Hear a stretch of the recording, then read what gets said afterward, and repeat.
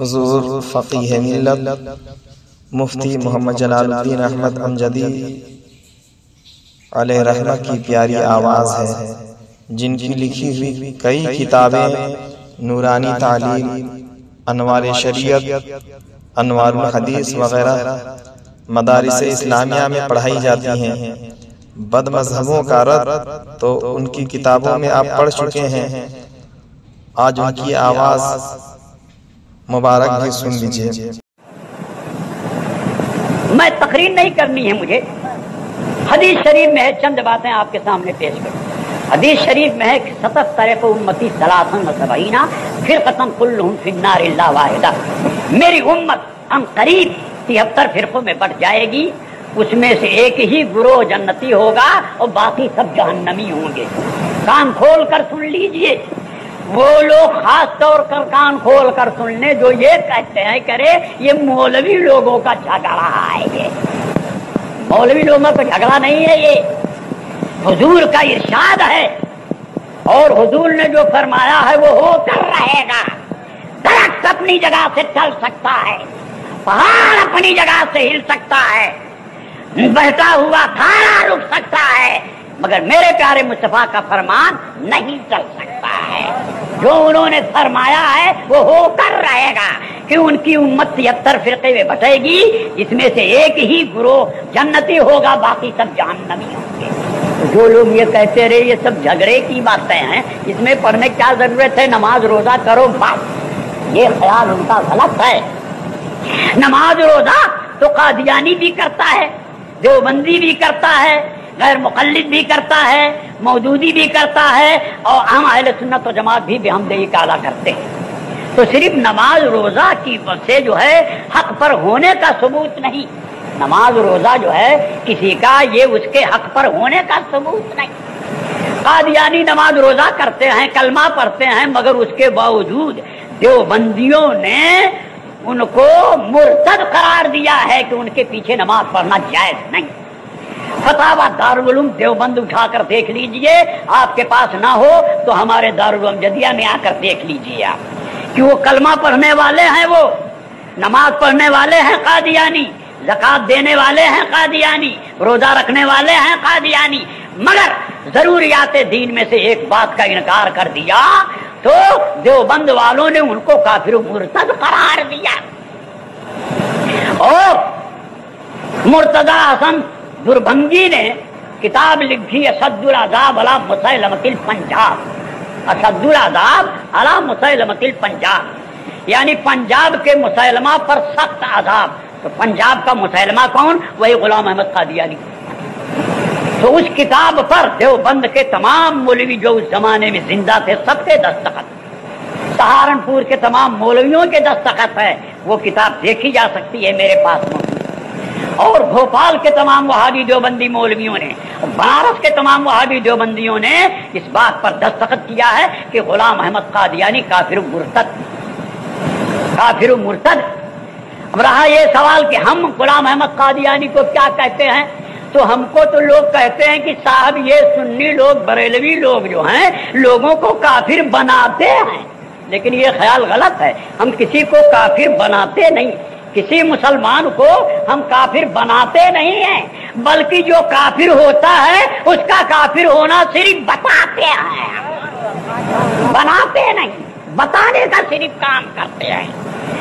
جس طرح سے ضروریات دین میں سے ایک بات کا انکار کیا غلام احمد قادیانی تو کافر ہو گیا، ایسے ہی دیوبند کے مولویوں نے بھی اپنے کفریات قطعیہ کی بنا پر کفر میں مبتلا ہوئے اور مرتد ہو گئے۔ تفسیر کے لیے حسام فتاوی حسام الحرمین دیکھا ہے آپ کہ مکہ معظمہ مدینہ طیبہ کے علماء کرام مفتیان اعظام نے ان کے کافر ہونے کا فتویٰ دیا۔ اور الصوارم الہندیہ جو شیر بشیر سنت علیہ الرحمت والرضوان کی مرتب کردہ اور لوگوں سے دستخط حاصل کردہ کتاب الصوارم الہندیہ ہے، اس کو دیکھیں کہ ہندوستان کے بڑے بڑے مفتیوں نے ان کے کافر و مرتد ہونے کا فتویٰ دیا ہے۔ تو نماز روزے پڑھنا چاہیے آپ، نماز روزہ والوں کو خود انہوں نے کافر کہا ہے، مرتد قرار دیا ہے۔ بے شمار رسالے اعلیٰ حضرت کے ہیں جو ان کے رد میں ہیں، لیکن ان کے لیے وہ لوہا کے چنا سے بھی زیادہ سخت ہے۔ ان کی جماعت کا کوئی مائی کلال ایسا پیدا نہیں ہوا جو ان کتابوں کا رد کرتا، کوئی پیدا ہی نہیں ہوا، اور ہم کہتے ہیں کہ قیامت تک کوئی معقول اس کا رد لکھ ہی نہیں سکتا ہے، قیامت تک نہیں لکھ سکتا ہے۔ ان کا عقیدہ کہ اللہ جھوٹ بول سکتا ہے، اس پر اعلیٰ حضرت نے سبحان و سبوح لکھ دیا، تو کوئی ان کی جماعت کا ایسا فرد پیدا نہیں ہوا کہ جو اس کا وہ جواب لکھ دیتا۔ جلدی کی مثال میں آپ کے سامنے دیتا ہوں جس سے آپ یہ اندازہ لگائیں گے کہ یقیناً یہ غلط مذہب ہے۔ حضرت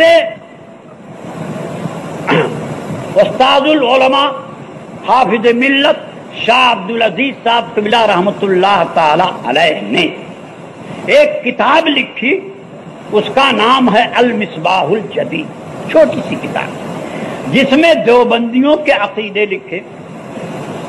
اس کے جواب میں بظاہر تو غالباً رہبر نام کا ایک آدمی تھا، اس کے نام سے وہ کتاب چھپی، لیکن منظور نعمانی نے در پردہ وہ کتاب لکھی اس کے جواب میں۔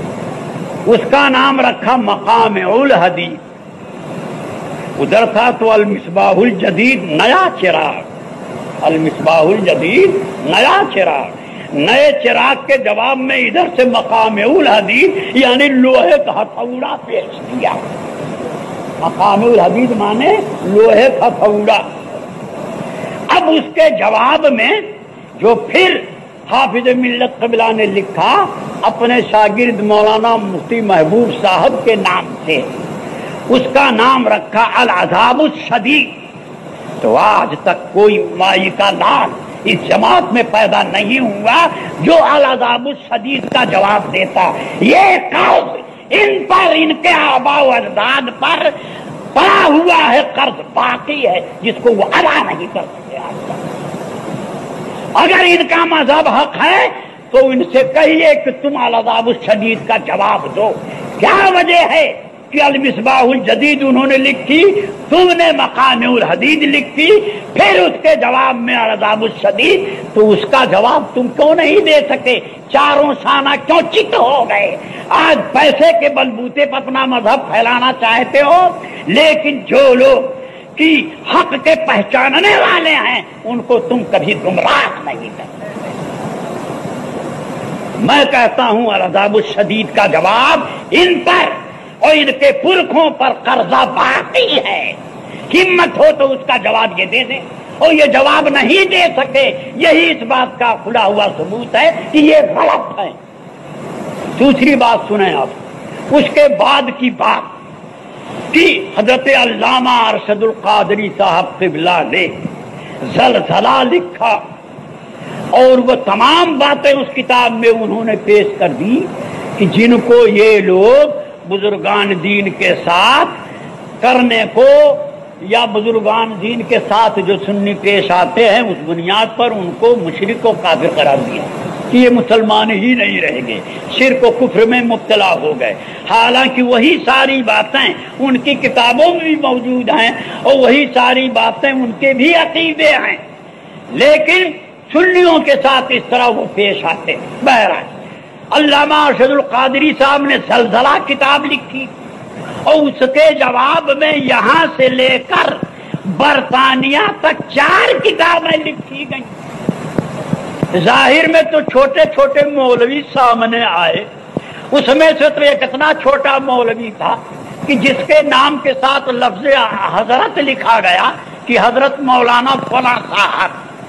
تو عامر عثمانی جو تجلی ماہنامہ دیوبند سے نکالتا تھا، اس نے لکھا کہ فلاں مولانا کے ساتھ لفظ حضرت لگانا ایسا ہی ہے جیسے کسی باونے کے پاؤں میں بانس باندھ کے اونچا کر دیا جائے، کہ باونے کے پاؤں میں بانس باندھ کے اونچا کر دیجئے، ایسے ہی اس مولانا کے ساتھ لفظ حضرت لگانا۔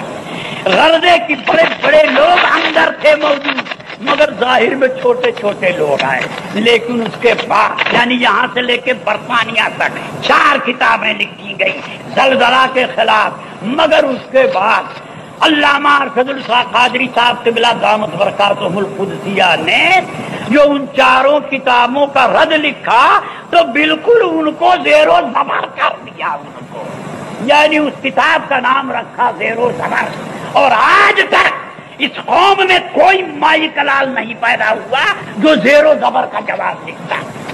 تو اعلیٰ حضرت کے تو تمام قرضے ان کے اوپر لدے ہوئے، شیر بے شیر سنت کے تمام قرضے ان کے اوپر لدے ہوئے، ان کا کوئی جواب نہیں دے سکے۔ یہ جلدی کی بات ہے کہ حافظ صاحب قبلہ کا قرض ان کے اوپر باقی ہے اور علامہ ارشد القادری کا بھی قرض باقی ہے، اور اگر ان کے اندر طاقت و قوت ہے، اگر یہ حق پر ہیں، اپنے آپ کا دعویٰ کرتے ہیں کہ ہم حق پر ہیں، تو ان کتابوں کا وہ جواب لکھیں، لیکن ہم کہہ دیتے ہیں کہ وہ جواب اس کا نہیں لکھ پائیں گے۔ یہ آج کی بات نہیں ہے، کئی سال پہلے کی بات ہے۔ یہ لوگ اپنے کانوں میں تیل ڈال کر بیٹھے ہوئے ہیں اور دھاندلی و بے حیائی پر آمادہ ہیں، اور سعودیہ عربیہ کے ریال کے بلبوتے پر سنیوں کا یہ ایمان خریدنا چاہتے ہیں۔ حقیقت میں یہ باطل پرست ہیں اور غلط ہیں، لہذا ہے مسلمانوں، آپ اس کے پھندے میں ان کے آنے کی کوشش نہ کیجیے۔ اگر وہ آپ کو روزگار کے لیے پیسہ دیتے ہوں تو جان لیجیے آپ کہ روزگار کے لیے پیسہ ہم کو اس لیے دیا جا رہا ہے کہ ہمارے ایمان کو یہ خریدنا چاہتا ہے، ہمیں بے ادب اور گستاخ رسول بنانا چاہتا ہے، اس لیے یہ ہم کو پیسہ دے رہا ہے۔ ارے دیہاتوں میں تو بقرعید کے موقع پر بکرے بھی تقسیم کیے جاتے ہیں۔ جو گاؤں کا بااثر آدمی ہوگا اور اچھا آدمی ہوگا، کچھ خوشحال ہوگا، جس کا آبادی کے اندر اثر ہوگا، اس کو بکرے بھی یہ لوگ پیش کرتے ہیں۔ کیوں؟ بکرا دے کے اس کو پہلے صلح کلی بنائیں گے، اور صلح کلی کے بعد پھر اس کو دیوبندی بنائیں گے۔ تو آپ ان کے پھندے میں کبھی نہ آئیے۔ اب یہ مناظرے کا نام نہیں لیتے، اب یہ ہماری کتابوں کا جواب نہیں دے سکتے ہیں، اب عرب کے ریال کے بلبوتے پر سنیوں کا ایمان یہ خریدنے کی کوشش کرتے ہیں۔ آپ ان سے ہوشیار رہیں، اللہ تعالیٰ آپ کو ان کے فریب سے محفوظ رکھے، آمین ثم آمین۔ السلام علیکم۔